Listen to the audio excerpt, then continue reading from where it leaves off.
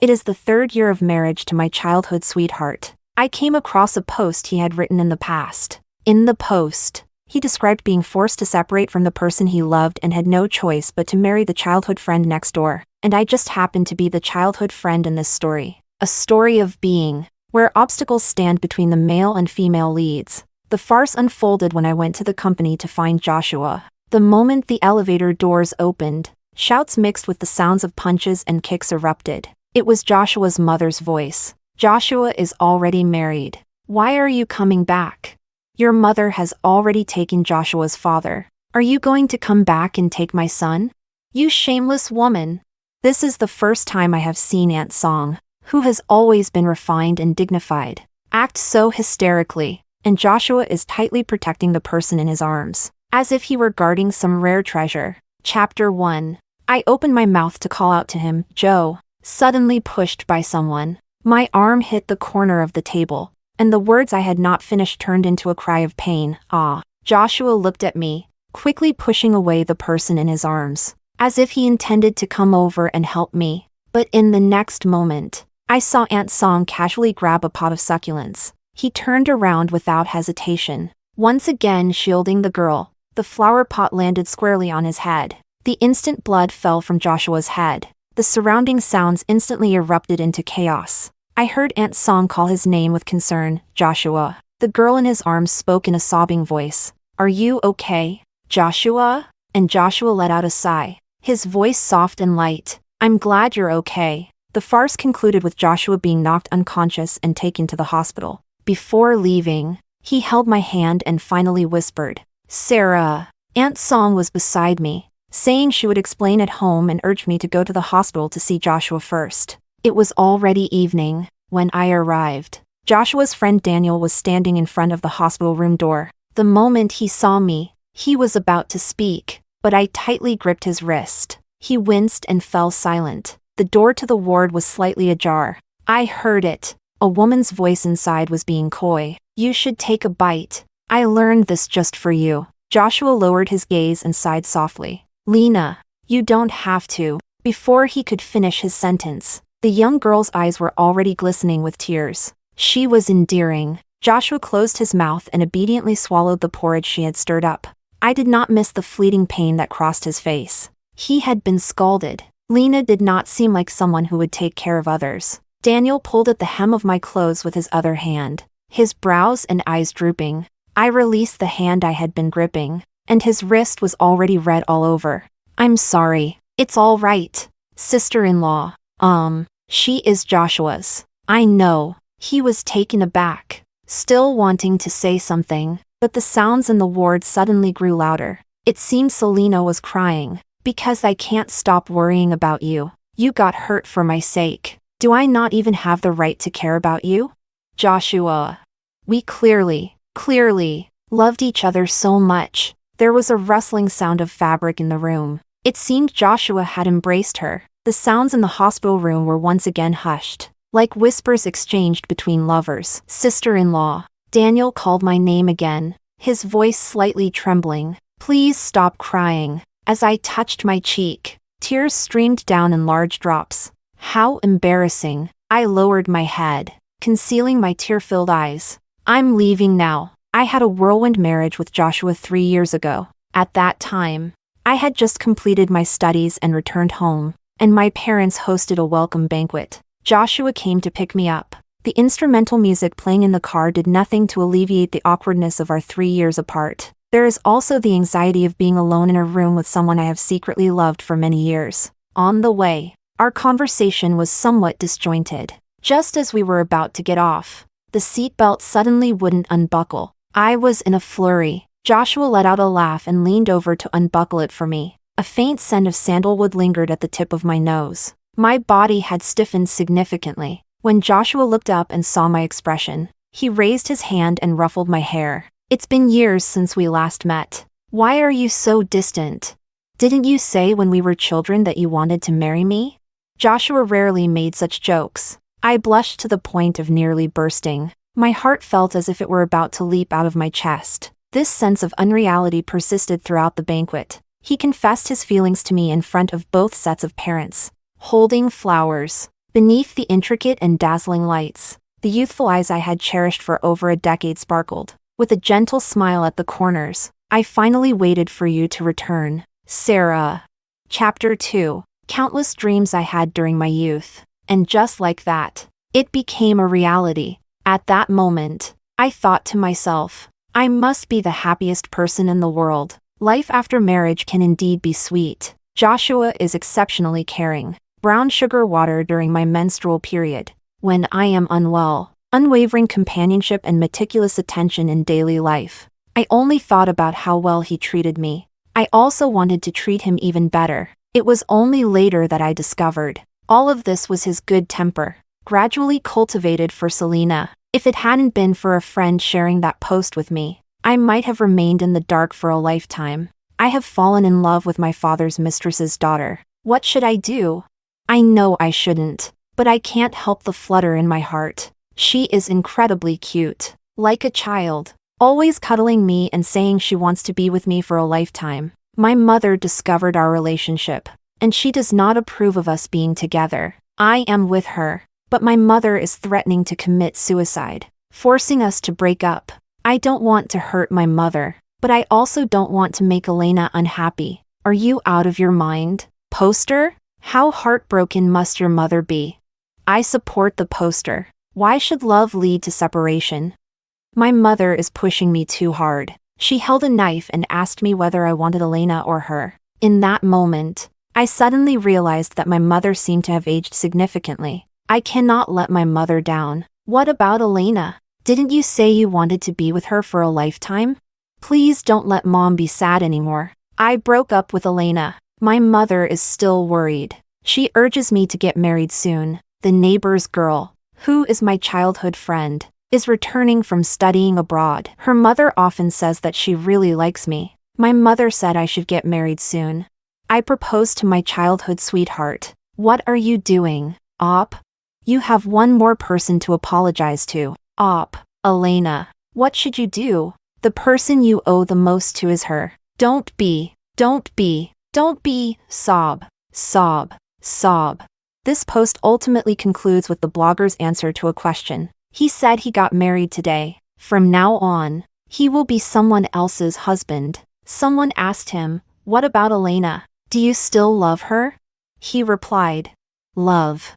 The date of that response was July 14th, XX22, at 10:15 a.m. That day was my wedding with Joshua. At 10 o'clock in the morning, I sat in the room, adorned in a beautiful wedding dress, my makeup flawless. My dear friend stood by the door, waiting for the groom to arrive. In that moment, I found myself reflecting. I was about to marry the person I had loved for 10 years. How wonderful it was. That day, Joshua did not return until very late. By the time I finished reading the post, tears had already streamed down my face. The air in the room seemed to suddenly grow very thin. It left me struggling to breathe. I want to get some fresh air in the garden downstairs. The shadows of the trees sway gently. The figure in the distance is strikingly familiar. Joshua stands beneath the streetlight, while Selena looks up and speaks to him. The two standing very close together. Lena. I can't continue like this. I am already married. She is a wonderful person. I cannot betray her trust. The dim yellow light of the street lamp casts a soft glow on Selena's face, gently softening her features. She appears on the verge of tears, yet she feigns strength, holding back her tears. I know, I can't forget you, which is why I want to return home. It is already wonderful to work at your company and see you every day. I shouldn't be greedy. Joshua, I will control myself. The last sentence is so chaotic that it lacks any tone. Selena. At the moment the tears fell, I could see clearly the heartache in Joshua's eyes. Before he even realized it, he had already embraced Selena to comfort her. So familiar, because that's when I cry. He had also held me like this several times, gently wiping away my tears and soothing me. After every sadness, I would always receive gifts from Joshua. Like a child, I always say, I won't need it next time. He would only hold me and smile gently. As long as I can make Sarah happy, I will do anything. The wind howled in my ears, yet I could clearly hear the sound of my heart shattering. Chapter 3. That day, I hated that I couldn't rush over to confront Joshua, to the point of collapsing and crying uncontrollably. Then, I calmly chose another path. To fulfill their love? Where in this world is there such a good thing? After leaving the hospital, I didn't go home. Instead, I drove to my parents' house. Mom hesitated for a moment when she opened the door, then smiled and asked, "Why have you suddenly returned?" I forced a smile and replied, "I suddenly missed all of you." Mom glanced behind me and inquired, "Joshua? Isn't he coming with you?" "He's in the hospital." "In the hospital? What happened?" He bumped his head, and the doctor said, "It's nothing serious." I omitted the part about Aunt Song. "Why aren't you going to keep him company?" Mom smiled slyly. She has always been open-minded. She clearly recognizes that I like Joshua but pretends not to know, subtly promoting me in front of Joshua. "Sarah, after secretly loving you for so many years, I have finally realized my wish. You must hold on to it tightly." "That's not true. That's not realizing my wish. I only just found out as well. The luck I thought I had is merely Joshua's settling forth the fact that he cannot marry the one he loves. I have liked Joshua since childhood. My parents are always very busy. When Joshua came home from school and saw me waiting for my parents at the door, he would take me back with him. He would help me with my homework or accompany me to watch anime. That day, my parents did not return until late at night. I had fallen asleep in Joshua's room while reading a comic, and when I awoke, the thunder was roaring outside, and lightning was splitting the sky. I had a nightmare and was startled awake by the thunder. I cried out, desperate to find my parents. Joshua rushed in from the next room, having lost one of his slippers in the process. "Sarah." My face was smeared with tears and snot, and Joshua couldn't help but laugh out loud. He took a wet wipe to help clean my face, comforting me as he wiped. "It's all right. It's all right. It was just a dream." The more he comforted me, the more my tears flowed. Eventually, I cried myself out and fell into a hazy sleep. I was still holding onto Joshua's hand, refusing to let go. I only remember him standing by the bed, saying he would stay with me. "Will you always be by my side?" "I will." "Will you always, always, always be by my side?" "I will." In truth, I already knew that casual words are not to be trusted. But if emotions could be controlled, I wouldn't have loved him for so many years like a moth drawn to a flame. I didn't visit the hospital to see Joshua again. When he inquired about it, I simply said I had returned to my parents' house. "Joshua, the injury on his head is not serious. He will be discharged from the hospital in a few days." That day happened to be New Year's Day. He drove to pick me up for dinner at home. Standing at the door, like a jade bamboo, he smiled when he saw me, gentle, just as he was before. "Sarah, you look beautiful today." Joshua never hesitates to shower me with compliments. In the past, I felt embarrassed, but after hearing it more often, I grew increasingly confident, and thus, I found myself liking him more. I lowered my gaze to avoid his eyes. "Let's go." Joshua was momentarily taken aback. I politely bid farewell to my parents. Once Aunt Song's emotions settled, she remained the same gentle elder. She was reluctant to discuss the events of that day, and I feigned forgetfulness. She was delighted to see me, grasping my hand. "Sarah, I bought you some necklaces and bracelets. Come and try them on. Let those two take care of the kitchen." Joshua helped me hang my coat on the rack and smiled at me. "You stay with Mom." The jewelry Aunt Song purchased sparkled brilliantly, dazzling under the light. She helped me try on each piece, praising me for every one. "It fits perfectly." By the time I finished trying on the last piece, dinner was ready. The dining table was filled with warmth and joy, yet it felt as if it were coated in a layer of oil. Everyone seemed to be hiding something. The moment the door was knocked on, I moved faster than Joshua and went to open the door. The unexpected guest standing outside the door was Selena. Selena seemed to be in a hurry, with beads of sweat on her forehead. In my moment of shock, Joshua had already approached. "Sarah." "Joshua." The instant Selena saw Joshua behind me, tears began to fall. "Where have you been? You didn't even inform me when you were discharged. Do you have any idea how worried I was?" I turned to Joshua. He maintained a facade of calm and cleared his throat. Joshua. I looked at him. Who is she? Joshua remained silent. Selena pushed me aside and hurried towards him. The in-laws at the dining table also noticed Selena. I saw Aunt Song's expression change instantly. You, Joshua's father, who was sitting next to her, suddenly grasped her shoulder. This is my friend's daughter. I used to be good friends with Joshua. Is that so? I chuckled softly. Joshua and I have been childhood friends for over 10 years. I haven't seen her before. Ah, you met her during those years you were abroad. I chuckled again, choosing not to expose his lie. Since you're here, let's eat together, Joshua's father said, as he added another bowl of rice and a chair for Selena. It was meant to be a day of family reunion, yet an outsider inexplicably intruded. Selena is sitting next to Joshua, in front of Aunt Song. She kept serving him food, her demeanor affectionate. Just as she was about to place another chopstick of mushrooms into Joshua's bowl, I intervened. He doesn't like this. I looked at Selena, my expression calm. I also took away the carrots she had originally intended for Joshua. He is allergic to carrots. Selena's smile suddenly froze. The atmosphere instantly became tense. It's all right. Joshua suddenly spoke up, breaking the awkward atmosphere, as if to demonstrate that he truly did not care. He even picked up a piece of boiled shrimp for Selena. It was mentioned in that post. Elena's favorite dish. Selena's embarrassment vanished. And instead, she became cheerful. Do you still remember what I like the most? Joshua seemed to suddenly realize something and also picked up a piece for me. Sarah, you should try this. It's delicious.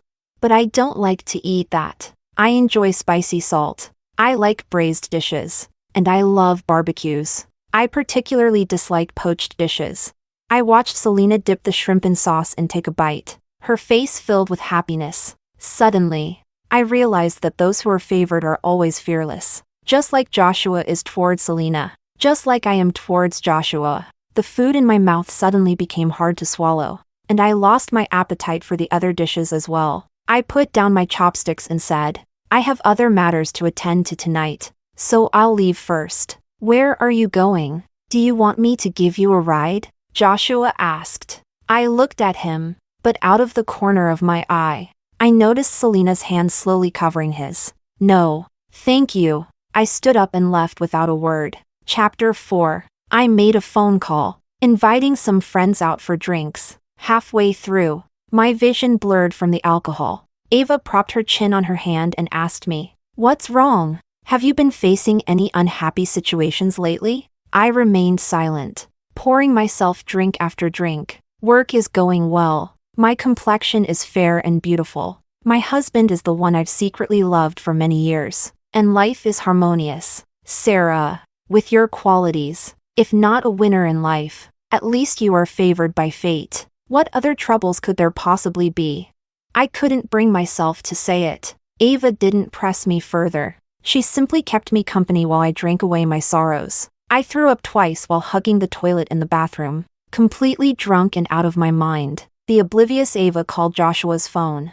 When Joshua came to the bar to pick me up, I stood like a statue under the lamppost at the entrance. But the moment I saw him, tears began to fall. Joshua was taken aback and pulled a tissue from his pocket. When he wiped my tears, I didn't pull away. I simply stared at him blankly. You resemble someone I have feelings for. Joshua smiled and replied, Oh really? What is the name of the person you like? Joshua. He suddenly broke into a smile, like a night blooming cereus unfurling its petals at midnight. I gazed at him, feeling lightheaded. The urge to confide was stronger than ever. Do you know? I've had feelings for him for a long time, an incredibly long time. I just don't have the courage to tell him. How long is a long time? What year is it this year? Joshua reported a figure. I counted on my fingers, thought and thought again, calculated and recalculated, and after a long time, I finally figured it out. It's been 10 years. The overhead light shone down, illuminating Joshua's disheveled hair, making it appear almost transparent. That beautiful face was left in shock. Don't you believe me? He shook his head. I was so frustrated that I took my phone to access my private album. The effects of the alcohol were still lingering. I mistyped several letters. stumbling as I clicked through. And the issue was that it had been set several years ago. Who is the person I like? The foolish days of my youth. I typed in 2 letters. Joshua's still youthful face appeared before us. Look at this. I selected a photo. This is what I found on the school's official website. In the photo, it's Joshua captured during the final sprint of the long-distance race. I enlarged the photo and found my squeezed self in the crowd. He went to participate in the long-distance race, and I wanted to bring him water. But there were too many people around. I couldn't squeeze in, and in the end, I didn't deliver the water. I only saw him receiving water from another girl. That moment was indeed quite sorrowful. Fortunately, I later came across this photo while browsing the official website. Although the water was not delivered, we were still in the same frame. I smiled, remembering how I had clutched that bottle of water all day like a fool. It was like joyfully purchasing my favorite cake, only to discover it had been smashed when I got home. I felt lost all day, but the moment I saw this photo on the official website, I was completely revitalized. At least I was captured in the moment he received the award. And this one too. I found this in my mother's photo album. When I was 10 years old, Joshua came to celebrate my birthday. The 2 of them held hands and performed for the adults. Joshua wore a little suit, and I wore a beautiful puffy dress. The 2 of them stood together, clearly a couple. Later, I used this photo as my background on social media. My friends all said I was so cute when I was little. I wonder what would happen if one day he saw it. Should I lie and say it's because this photo is really cute? Or should I be honest? Because I want you to realize that I have feelings for you. But he never did. He has never noticed. 10 years is an incredibly long time. These trivial little matters that I have remembered for so long remain vividly clear. There is so much to express. In the end, my mouth is dry and my tongue feels parched. I still cannot finish recounting my 10 years of unrequited love. When it comes to the conclusion, the person in front of me suddenly pulls me into an embrace. Joshua's embrace is warm, and through my clothes, it conveys not only body heat but also his racing heartbeat and unstable emotions. He held me very tightly, yet my hands trembled slightly. I love you. The man's breath brushed against my ear, warm and faintly nasal. Sarah, I love you too. I was cradled in Joshua's arms. The tears on my face had long since dried. As the cold wind blew, it awakened much of my intoxication. I looked up at the blinding white light above. It felt like a long, long time. Finally, I spoke softly. Liar. Joshua. You great liar. Chapter 5. When I woke up, my head was pounding. Joshua heard a noise and appeared at the bedroom door. Sarah, I made you hangover soup. I rubbed my temples and nodded in response. When I sat down at the dining table after washing up, breakfast and hangover soup were already laid out. I gulped down the soup and then noticed a piece of candy he had placed beside it. Sarah. Joshua came down from upstairs, smiling at me with a tie in hand. I was momentarily stunned, then took it and helped him tie it. Joshua seized the opportunity to lean down and kiss my forehead, whispering in my ear, "Wait for me to come back." Just as it was when we first got married. In the moment I was lost in thought. Joshua had already left. Not long after he departed, a strange phone call came in. I pressed to answer. The voice on the other end was very familiar. Was Selena. She asked me to meet her.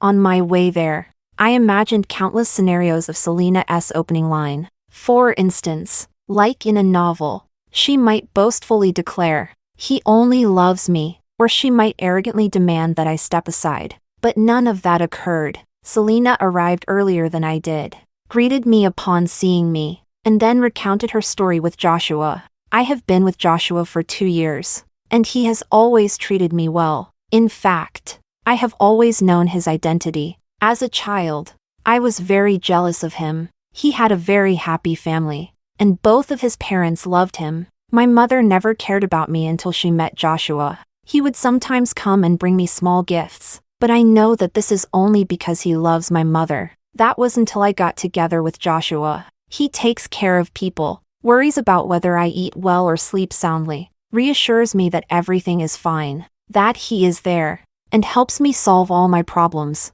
He seems like a gift sent to me by heaven after witnessing my neglect over the years. I also believed that I would be with him forever, until his mother discovered the truth. She forced Joshua to leave me by threatening to commit suicide. Selena paused for a moment. Her voice suddenly filled with agitation. He has given up on me. Her gaze turned to me, her voice suddenly becoming sorrowful. Could you please give him back to me? I beg you. I truly love him. I really do. Her tears fell, splattering onto the table. Mingming was weeping bitterly, yet she still carried the pride of the beloved. I remained silent. I touched my heart but found it was not as painful as before. Why don't you talk to Joshua? Let him get a divorce. Let him be with you. Selena was momentarily stunned, tears hanging on her eyelashes, half fallen.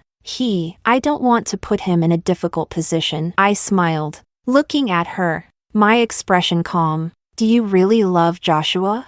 Yes, I do, she answered decisively, but I laughed. Then tell me, what does Joshua like to eat the most? Selena was taken aback, her mouth opening and closing, yet no sound escaped her lips. If you truly love each other, why is one indecisive while the other remains completely unaware? Perhaps I laughed too freely. Selena felt somewhat embarrassed and quickly retracted her previously delicate expression. Sarah, if you must insist on this, don't blame me. He cannot let go of me. Selena is a woman of action. When work ended, Joshua returned home late. He still carried the peach scent that I had previously detected on Selena. I curled up on the sofa watching anime, while Joshua changed his shoes to come over and embrace me. I dodged to the side, just as the scene played where the female lead confessed to the male lead. He hesitated, and she questioned him about whether he truly loved her. I looked at Joshua, who had his eyes slightly lowered, with only me reflected in them. It was just like when we were children, and he accompanied me to do my homework and watch anime. Joshua, I said seriously. I always believed that if I were to get married, it would have to be to someone I love. Joshua smiled, bending down to lift me off the sofa. He slightly tilted his head to look at me, his gaze sincere. Sarah, I have already married the person I love.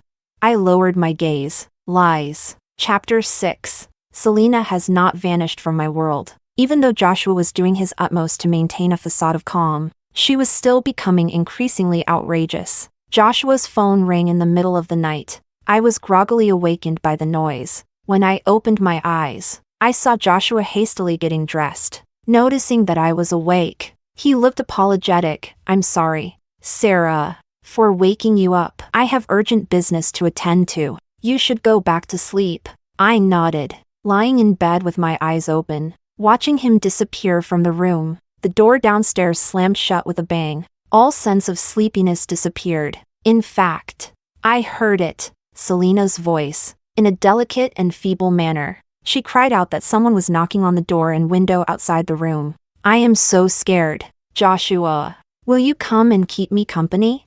I am truly frightened to be alone, fearing that someone might. Even children know this. When in trouble, you should call the police. Yet she chose to seek someone else's husband. The weather forecast indicated that on the day of the first snow this year, I had originally planned to have dinner with Joshua. When I went to his company to find him at noon, he hesitated to speak. Joshua, today, I have a friend returning from abroad. I haven't seen him in years. I might not be able to join you tonight. It's fine, Joshua smiled, but I could sense a feeling of relief on his face. Then I'll come to pick you up tonight. Where are you going? I provided an address. Joshua nodded. I was going to a restaurant in the city center square. The table was next to the floor-to-ceiling window, and someone was playing the piano in the hall, the music flowing like a stream. After not seeing each other for years, Misty and I were still not estranged. The two of them chatted incessantly during dinner. In the evening, snow began to drift down from the sky. Flakes fell gently one by one. Misty exclaimed with surprise, to encounter the first snow right after returning to the country. I must be incredibly lucky. I smiled and gazed towards the square. The streets in the city center were bustling with pedestrians, with several couples strolling hand in hand. Amidst the swirling snowflakes, a girl boldly kissed her boyfriend. I watched, but suddenly found myself frozen in place. The heating in the restaurant was quite intense. I felt as though I had suddenly been placed in an ice cellar, my entire body stiffening. "What's wrong?" Misty followed my gaze. Upon seeing the couple kissing, her expression instantly shifted to understanding, and she smiled. "I heard that couples who kiss on the day of the first snow will be happy for a lifetime." "Sarah, are you missing your husband? It's thoughtful of you to keep me company at such a romantic time." I was lost in thought for a while. I watched as the intimate couple finally parted, hand in hand, walking down the snow-covered street. After a long pause, I finally spoke. "That is my husband. Joshua sent me a message while I was on the plane. I only noticed it when I disembarked. My phone has many missed calls and unread messages. Calculating the time, it should be early morning back home. In fact, it used to be like this. He would become anxious if he couldn't reach me. I applied for this business trip on short notice. I submitted my application immediately after saying goodbye to Misty, so hastily that I didn't even pack my luggage. I won't be able to return for at least 10 days to 2 weeks." I replied to Joshua, informing him that I was on a business trip. He replied instantly, "That's good to hear. Please come back early."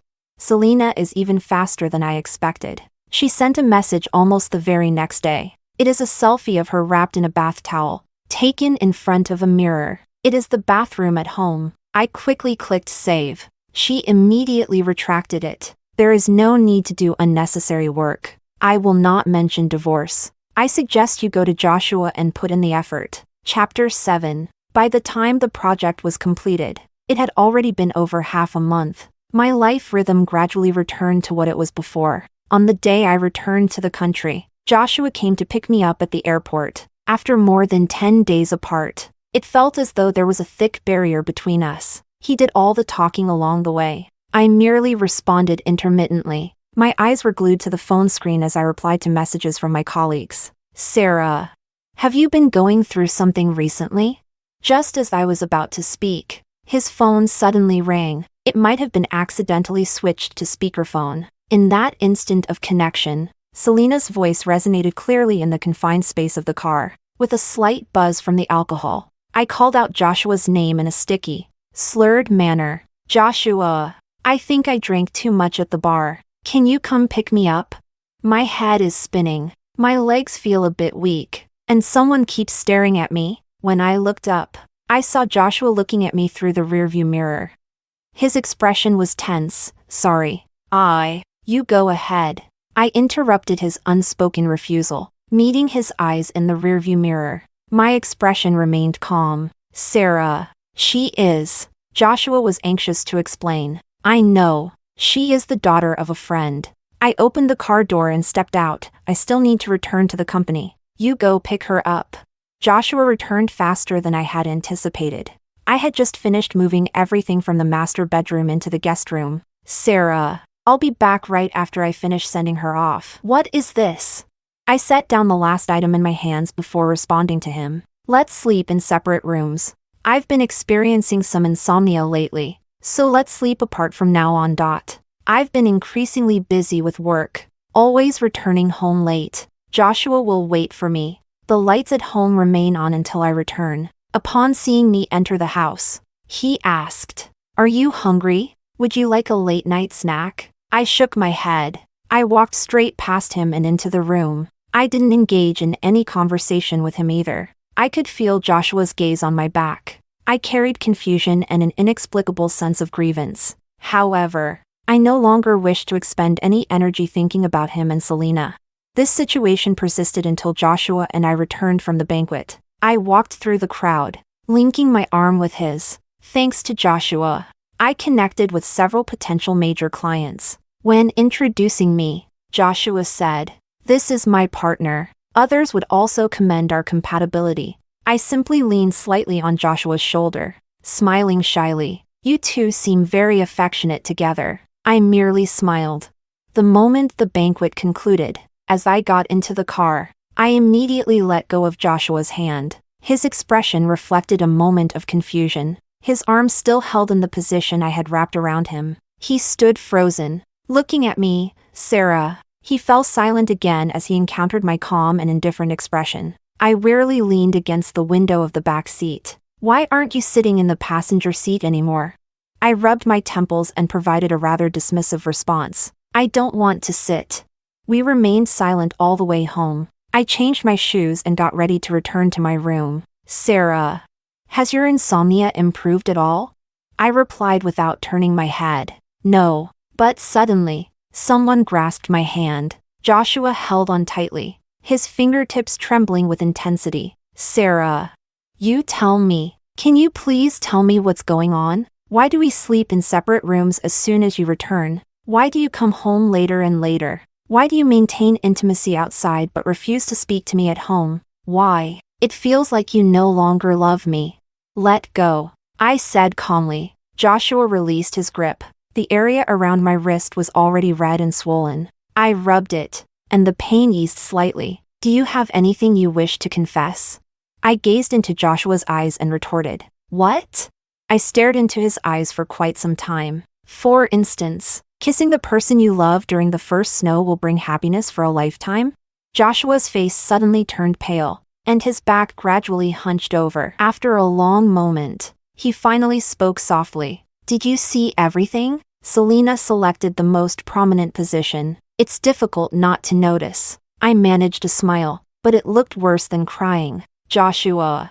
That day, when I was drunk, I told you I had liked you for 10 years. When you finally embraced me and declared your love, is it the same feeling as when you replied to someone in a post 2 years ago, saying you loved Selena? Is it the same? It's different. He spoke anxiously, eager to defend himself. I smiled faintly. I slammed the bedroom door shut. I no longer listened to him speak. I had long since stopped needing an answer. Joshua. Chapter 8. I didn't bring up divorce with Joshua. He has been treating me increasingly well and clinging to me more tightly. He makes breakfast before work, picks me up after work, buys me flowers, gets me my favorite foods, and various high-end gifts that I adore. Colleagues at the company also tease. Sarah, your husband loves you so much. Do you have any secrets? I simply smiled. Occasionally, when Selena's calls come in, he discreetly hangs up.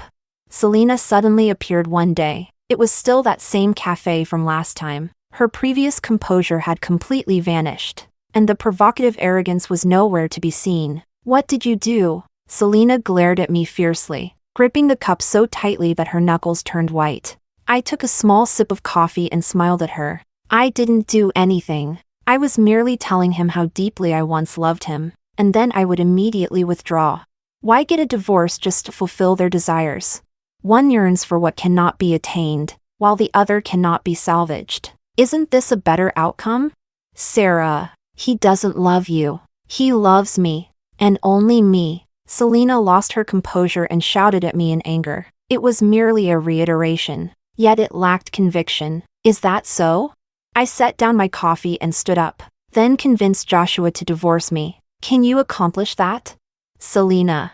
Joshua invited me out on a date for Valentine's Day. I agreed, but the location was set for the restaurant that day. When Joshua arrived, there was a fleeting stiffness in his expression, which he subtly masked. He placed a gift box on the table. I saw this last time, and it suits you perfectly. Thank you. I opened the gift box to find a valuable pink diamond necklace inside. I apologize. I've been too busy lately to prepare a gift for you. It's fine. Joshua smiled, clearly attempting to charm. Having you with me today is the greatest gift. His words were drowned in the red wine that suddenly poured down. The white shirt was stained, and the red liquid dripped from my hair onto the table as I opened the camera, aiming it at the person across from me. Joshua. Selena smashed the wine glass in her hand onto the floor, shattering it into pieces. Her voice was sharp and mournful. You spent Valentine's Day with her. Why won't you reply to my messages? Have you really changed your heart? Have you? Have you? You truly have fallen in love with her. Joshua said nothing, stood up, and took the towel offered by the waiter to wipe the red wine from his face. People from all directions surrounded us with inquisitive eyes, yet I sat leisurely in my seat, watching this farce unfold. I apologize. Joshua ignored her and looked at me. Sarah, there was a minor accident. The waiter beside us had already begun to block Selena. Please don't be angry. I will compensate you. Sarah. Selena's gaze suddenly turned to me. You did this on purpose. You did this on purpose. Didn't you? You deliberately messaged me, intentionally made me angry, and purposely made me come find you, only to embarrass me. The more she spoke, the angrier she became. She grabbed a wine bottle from the table and hurled it directly at me. In the blink of an eye, someone stepped in front of me. The dull thud of a heavy object striking flesh was shocking. I was cradled in Joshua's arms. I could hear his heartbeat growing louder. Yet, I remained expressionless. Selena was blocked there, her hand still poised to throw the bottle. Joshua turned around and swiftly slapped her hard. I have not changed my feelings. Selena. She is my wife. You are not. The onlookers gasped, and I heard someone whispering, calling Selena crazy. How dare she dance in front of the rightful partner after being the mistress? Selena could only look at Joshua with a pale face, crying incessantly. The farce finally calmed down after Selena was asked to leave by the waiter. I had lost my appetite, and Joshua looked equally disheveled. So, I simply left. Chapter 9. While waiting for the car at the door, Joshua spoke up to apologize to me. I'm sorry, Sarah. I invited you out, but ran into something distressing. If you have time, let's try again tomorrow. I'm not free tomorrow. I interrupted him. The air suddenly seemed to grow thin. I moved the progress bar of the video slightly. When I looked up again, I noticed that Joshua was watching me. The dark stain on his white shirt remained. His hair fell down, and his beautiful almond-shaped eyes were half closed. The color of his eyes fluctuated, like turbulent waves. It was also reminiscent of shattered light. I noticed a hint of red at the corner of his eye, yet his voice trembled to the point of breaking. Why aren't you angry? I have known Joshua for over 20 years. I have chased after him for over 10 years. He is eternally gentle, eternally calm, and eternally composed. As reliable as an elder brother. He stepped forward and grasped my wrist. Yet he did not dare to apply any pressure. A shadow loomed over me, yet it resembled a glass tower on the brink of collapse. She said that the address was sent to her by you. Sarah. Why aren't you angry? Do you blame me for this? You scold me. You hit me. You and I should have an argument. I will give you anything you desire. I beg you. He rested his head on my shoulder, and I could faintly feel the dampness there. I beg you, Sarah. Anything. Anything will do. As long as you don't abandon me. The late winter wind blew against my face, still carrying a hint of chill. I was enveloped by the scent of sandalwood emanating from Joshua. He held me too tightly. His scorching breath kept drilling into my collar, but I maintained this rigid posture, like a wooden puppet. Joshua refused to let go. I knew he was waiting for me to speak, but I said nothing. The next day, Joshua acted as if nothing had happened, still getting up early to make breakfast for me. I was in a hurry and couldn't pay attention. After I arrived at the office, he ordered takeout for me again. When a colleague entered my office, she drooled a little and said, Sarah, can you finish this breakfast? I smiled and asked her, are you hungry? Would you like to eat something? Her eyes lit up.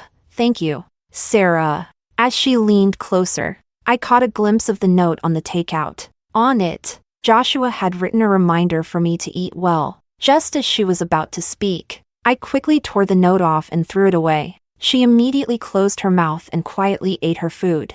Joshua came to pick me up again after work, as if I had no job at all. The car parked at the company entrance drew the envy of some colleagues for having found a good husband. I bid farewell to them one by one before opening the car door and getting into the back seat. Joshua handed me a bottle of Hot Rock candy pear. I heard you were coughing a bit yesterday. Thank you. I took it and casually placed it by the car door. We both maintained a facade of calm as if nothing had happened. Until we got home. When I got out of the car, Joshua didn't follow me. He only went upstairs after I reached the front door. I still held the thermos cup he had given me when I got into the car. I apologize.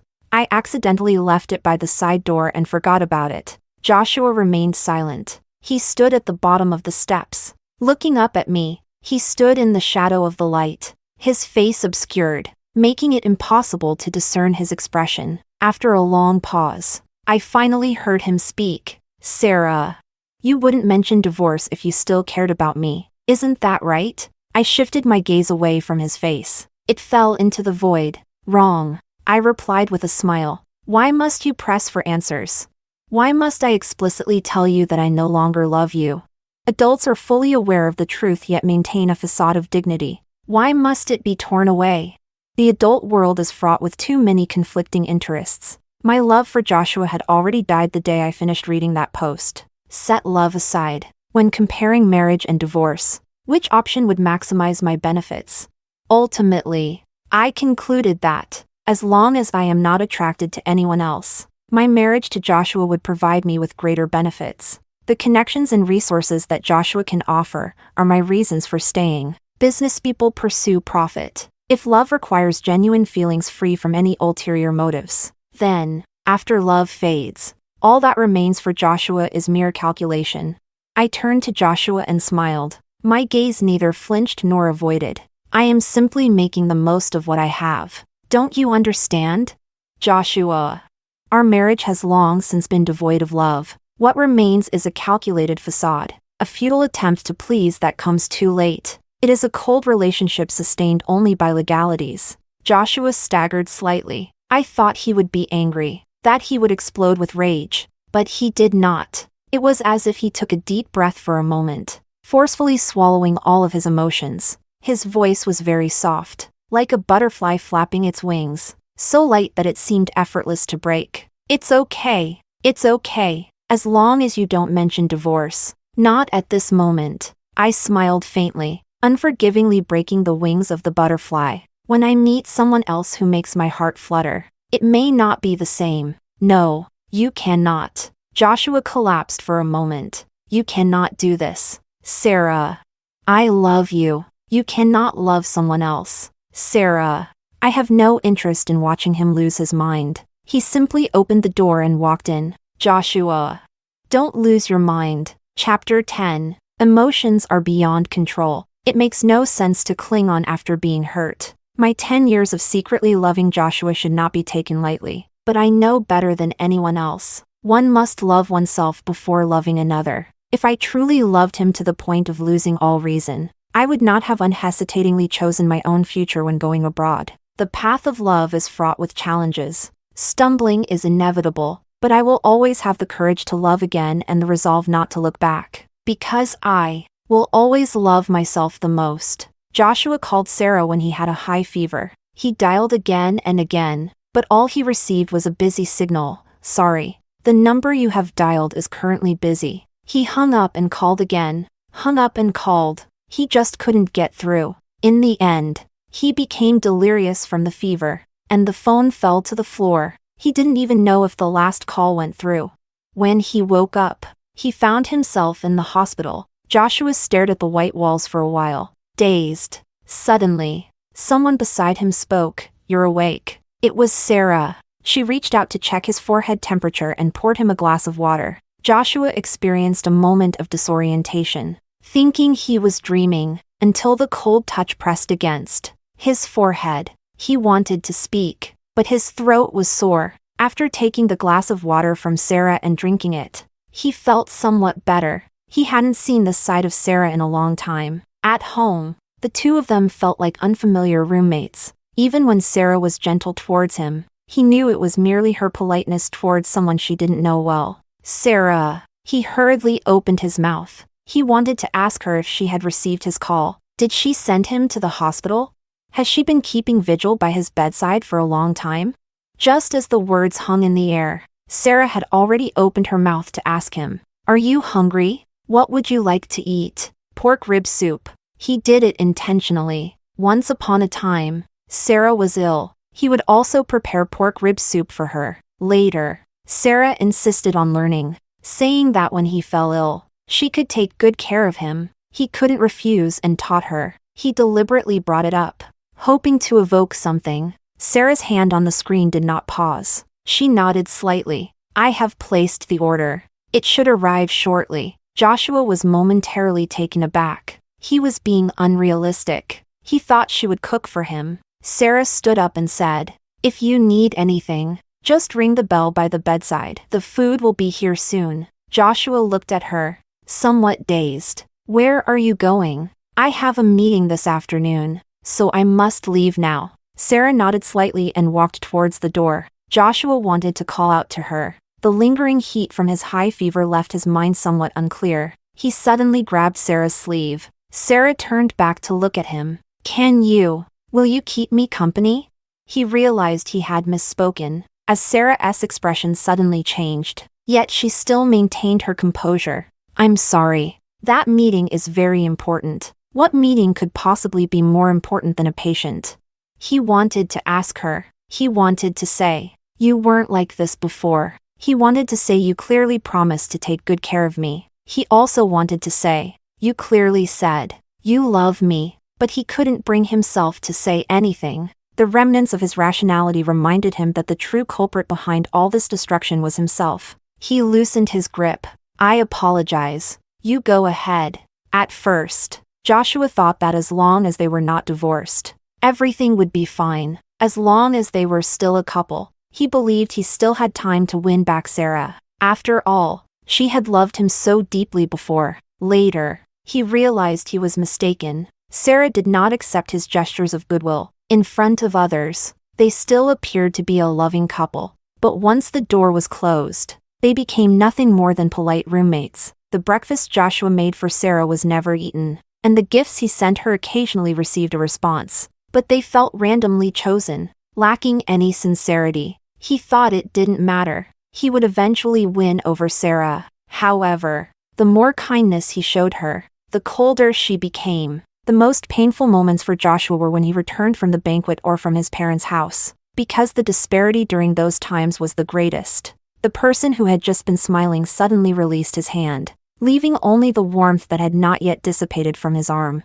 He had indeed argued before. Breakdowns were never in short supply. He allowed Sarah to scold him. He held Sarah's hand to slap his own face. His eyes red as he pleaded with Sarah to blame him, but Sarah remained silent. Withdrawing her hand from his, he sighed softly and said, Please, stop making a scene. His gaze was calm. He appeared to be a criminal with nowhere to hide. From start to finish, it was he who had been unreasonable. It was only at that moment that he realized regret and pain were futile. Sarah would not turn back.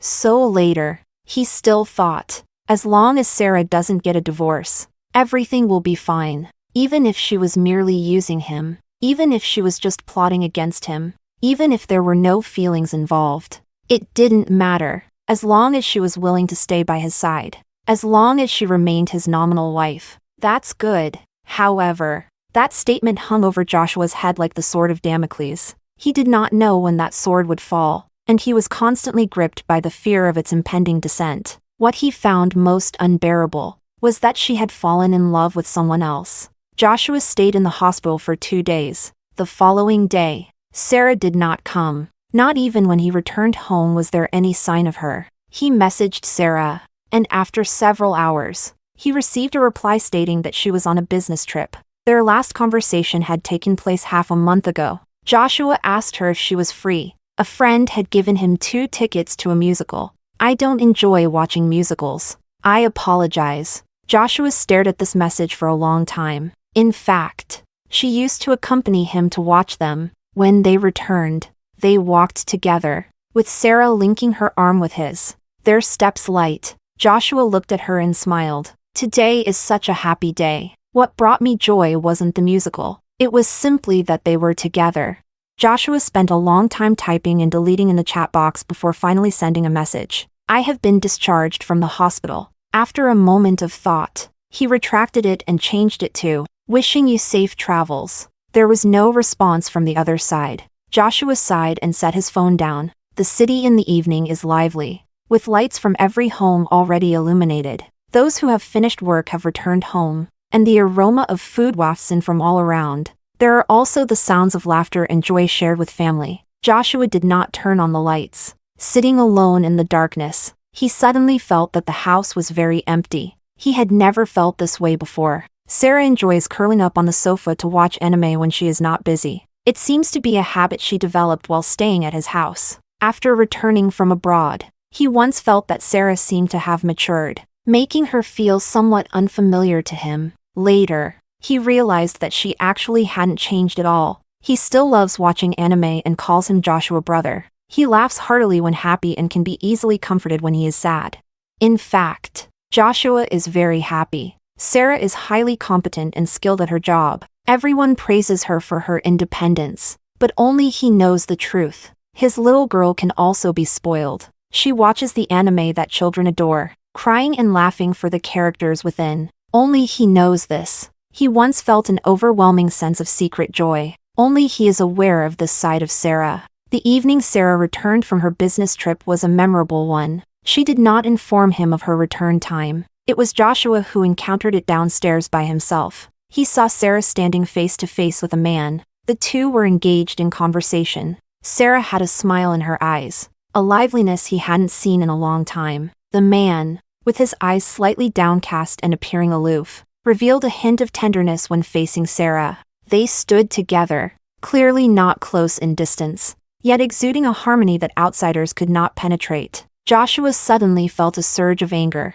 a wave of bitterness, the source of which he could not identify, filled his chest. It even made him want to rush over and throw a punch at the man's face. But that would make Sarah angry. He wanted to walk over, put his arm around her shoulders, and assert his claim, thanking her for bringing his wife back. Yet his feet were frozen in place, unable to move an inch. But aside from anger, panic surged even stronger. The sword of Damocles hung precariously above. Could it be him?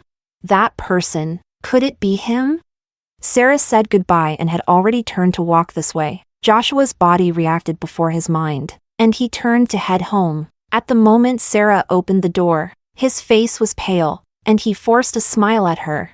He chose to escape, while Sarah was taking a shower. He went to check Sarah's chat records. He knew he was despicable, but he felt powerless. He simply couldn't accept it. He couldn't accept that Sarah had fallen in love with someone else. Sarah's password was still the same gesture password from before. She hadn't changed it, so he easily unlocked it. The pinned contact on WeChat was his friend, Ava. He clicked in and took a quick glance. Ava, you should hurry up and get a divorce. I'm begging you. Just looking at your husband makes me want to stab him twice. Sarah responded with a dog emoji. What type do you prefer? I can introduce you. Senior Law is quite impressive as well. Someone has been interested in you for quite some time. Sarah still returns to the dog head expression. Hit you, JPG. Joshua stepped back and finds Senior Law's WeChat. Sarah's note is very simple. Just Senior Law. I can't discern any private feelings. Clicking in reveals Sarah's recent message. Could you please take me back? Thank you. Senior Law also replied very politely. Not a bother. The sound of running water in the bathroom continues. Joshua frantically scrolls through the chat history. The two of them have been chatting frequently lately. Most of their conversations are work-related, occasionally interspersed with some casual concern. Both of them respect that boundary. No one has crossed it. In a moment of days, Senior Law's new message has already popped up. I managed to get 2 tickets for the Your Name exhibition. Joshua also knows about Your Name. It is Sarah's favorite anime. Joshua has almost anticipated what he is going to say next. Driven by anger, he even considered telling him directly that it was not possible. But the message from the other side has popped up. It is not, we are together, but rather, you can go out and have fun with friends. Joshua stood frozen in place. He would prefer that they were discussing some ambiguous phrases. He would rather it be Senior Law, who, knowing she is married, deliberately crosses boundaries to invite her. He would prefer that she retaliate by being unfaithful in the same manner. That way, they would each have strayed once, and it would be even. He does not pursue her faults, as long as they can return to the past. But the more it is like this, the more his baseness is revealed. The more they adhere to propriety, the more he feels his own ugliness. Look, he is the only one who has done something wrong. He is the only despicable one. Sarah may have noticed him looking at her phone, but she did not confront him. Joshua felt anxious every day. He only felt that the fear of losing her was growing stronger. Yet he was powerless to stop it. No matter how good he was to Sarah, it was like a cow sinking into the sea, receiving not a shred of response. Chapter 11. Sarah filed for divorce on a sunny afternoon. She came with the divorce agreement, sitting across from him, looking at him with a calm smile. Let's get a divorce. It has fallen. In that moment, the sword hanging above his head swiftly descended, cleaving him in two from top to bottom. The heart in the left half beat slower and slower. Flesh and blood spilled everywhere. He seemed to truly confront palpitations and death. Breathing became increasingly difficult. Is it him? It took him a long time to regain his voice. He felt it was sharp and unlike his usual tone. Who? Senior Law. You have fallen in love with him. Is that so? Ah. Sarah was startled for a moment, then reacted and shook her head. I haven't fallen in love with him. I just want to give it a chance. Sarah smiled faintly. Give yourself a chance. And give him a chance as well. After all, she looked at him, her smile deepening. Before starting a new relationship, one must sort out everything from the previous one. Don't you think? Joshua seemed to be choked by something. He wanted to tear the divorce agreement, written in black and white, into pieces. But after a long while, he simply said, I understand. I will sign the divorce agreement after I finish reading it. Sarah was momentarily taken aback. Then she smiled, genuinely happy. She said, I will wait for you. He wanted to ensnare her, yet he feared that she would grow tired of him. Then let it be this way, at least in the end. Let there be a somewhat decent conclusion. Joshua revised the divorce agreement, allocating most of the assets to Sarah. She also called to ask its compensation. The person on the other end of the line chuckled but remained silent. He was deceiving her. He merely hoped that when they parted, he could leave her with a good impression, even though their relationship had already deteriorated significantly. On the day she obtained the divorce certificate, Sarah came alone and left alone. When Joshua stood at the door, he asked her, Shall I give you a ride? Sarah shook her head and calmly replied, I'll walk. Ava is waiting for me. Joshua stood at the door, watching her silhouette gradually fade away, slowly disappearing from sight. It was clearly a beautiful day, yet he felt particularly terrible, especially terrible. He had actually wanted to ask her if she had ever blamed him, but there was really no need to ask, because she wouldn't care. Perhaps she has never been troubled by these trivial matters. Just like that year when he brought fruit to Sarah's home. However, he overheard her mother asking her, Have you made your decision? Are you really going abroad? What about the person you love? Can you bear to part with him? Sarah let out a laugh, her voice still carrying the sweet, crisp tone of her youth. Mom, except for matters concerning my parents, the future has never been a multiple choice question for me. She has always been so resolute.